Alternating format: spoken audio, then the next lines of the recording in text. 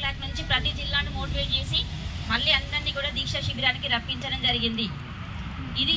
ఈ విషయాలన్నీ మీకు క్లియర్గా వన్ బై వన్ ఏం జరిగింది అనేది ఎక్స్ప్లెయిన్ చేస్తాం.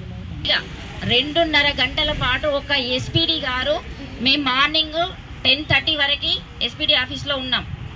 గౌరవనీయులు ఈ సమగ్ర శిక్ష అధ్యక్షులు యాదగిరి వాళ్ళకి పర్సనల్ ప్రాబ్లం ఏదో రావడం వల్ల తను 3 గంటలకు అటెండ్ అయ్యారు. మేము 10:30కి వెళ్ళిన వాళ్ళం కూడా సానుకూలంగా ఆయన యొక్క సమస్యను పర్సనల్గా తీసుకొని వాళ్ళ నాన్నకి హెల్త్ బాగా మమ్మల్ని అందరినీ కూర్చున్న తర్వాత మంచి కాన్ఫరెన్స్ హాల్లో మీటింగ్ ఏర్పాటు చేసి కూర్చోబెట్టి నిమ్మలంగా మాట్లాడారు. ఏంటి మీ ప్రధానమైన డిమాండ్లు అంటే మన పేపర్ చూపించాము, అవన్నీ చెప్పాము. మా ప్రధానమైన డిమాండ్లు రెగ్యులర్ చేయాలి. ఇన్ కేసు ఒకవేళ రెగ్యులర్ అనేది కొంచెం ఇప్పుడే పాసిబుల్ కాకపోయి ఉన్నట్లయితే మాకు అప్పుడు వచ్చి దాంతోపాటుగా మనకి ఇంకా ఏమంటారు ఏదైనా చనిపోయినా కూడా ఒక 10 లక్షల బీమా కావాలి, హెల్త్ ఇన్సూరెన్స్ కావాలి, హెల్త్ కార్డులు కావాలి, విషయం కావాలి. ఎవరైనా హఠాత్తుగా చనిపోతే మేము అన్నాం అని చెప్పి మాట్లాడితే సార్ అన్నారు అట్లా కాకుండా తను ఇంతకుముందు పనిచేసినటువంటి కార్పొరేషన్లో ఒక హెల్త్ ఇన్సూరెన్స్ వాళ్ళతో టైఅప్ అయిపోయి మన శాలరీలో నుంచి ఎంతో కొంత 500, 200, 300 అట్లా కట్ చేసి మనం అకస్మాత్తుగా చనిపోతాం అనుకోండి, ఏమవుతుంది ఇన్సూరెన్స్ తెలుసు కదా మనకి. సో సంబంధించి 10 లక్షలు వచ్చేటట్టుగా 5 లక్షలు వచ్చేటట్టుగా అట్లా మనం ఇన్సూరెన్స్ టైఅప్ చేసుకుందాము.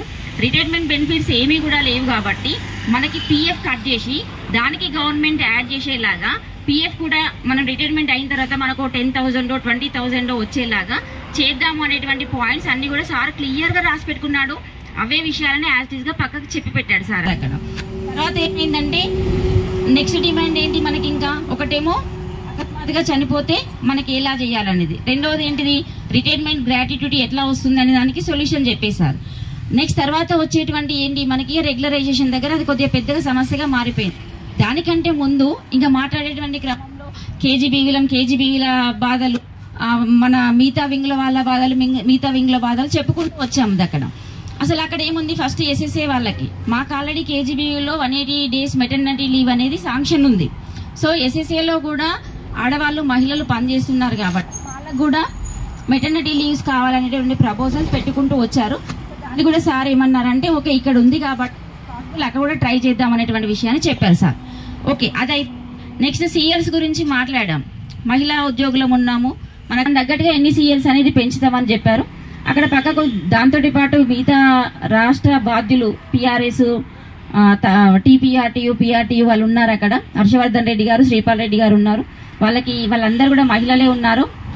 మహిళలు మీన్స్ మీరు కూడా అందరు ఇక్కడ పనిచేసేటువంటి ఆ జెంట్స్ స్టాఫ్ తప్ప ఎస్ఎస్ఏలో ఉన్నటువంటి మహిళలందరూ, వాళ్ళందరికీ కూడా మనకు వచ్చేటువంటి 22 సాధారణ సెలవులతో కాకుండా వాళ్ళందరూ మహిళలు ఉన్నారు సార్. వాళ్ళకి 5